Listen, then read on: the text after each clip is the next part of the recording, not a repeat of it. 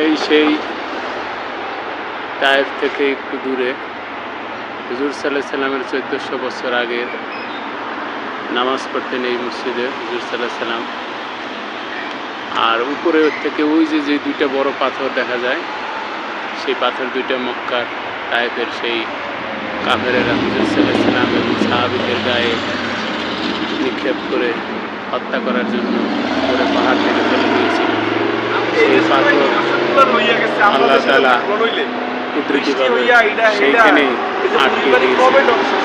সেই পাথর দুইটা এখনো উপরে আছে। আল্লাহু আকবার।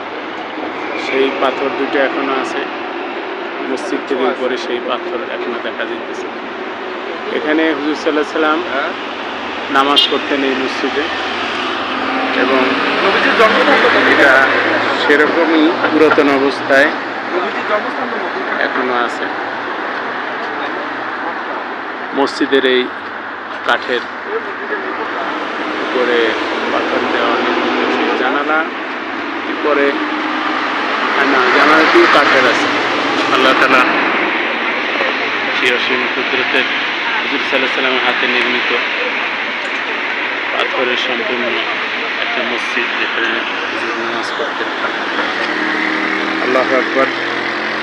তাইফে সেই বুড়ির বাড়ি আমরা দেখেছি, সেই বুড়ির বাড়ির পাশেই হুজুর সাল্লাল্লাহু আলাইহি সাল্লামের এই মসজিদ। এখানে বসে হুজুর সাল্লাল্লাহু আলাইহি সাল্লাম নামাজ পড়তেন। এখানে ফাঁকা জায়গা আছে, এই যে ফাঁকা জায়গা ভিতর থেকে দেখা যায় ওই যে পাথর দুটো এখান থেকেও দেখা যায় মসজিদের ওই প্রবেশ পথ। যে সামনে মসজিদের সামনে যে ফাঁকা জায়গা, এখানে হুজুর সাল্লাল্লাহু আলাইহি সাল্লাম সাহাবীদেরকে নিয়ে বসতেন, এখানে তিনি আলোচনা করতেন। আমাদেরকে সেটা দেখার তৌফিক দিয়েছেন। সেই পাথরের নির্মিত 1400 বছর আগের হুজুর সাল্লাল্লাহু আলাইহি সাল্লামের সেই স্মৃতি বিজড়িত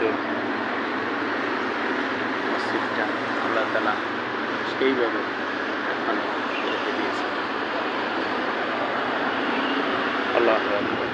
আল্লাহুম্মা সাল্লি আলা সাইয়্যিদিনা মুহাম্মাদ শাফিঈনা মাওলানা মুহাম্মদ সাল্লাল্লাহু আলাইহি ওয়া সাল্লাম।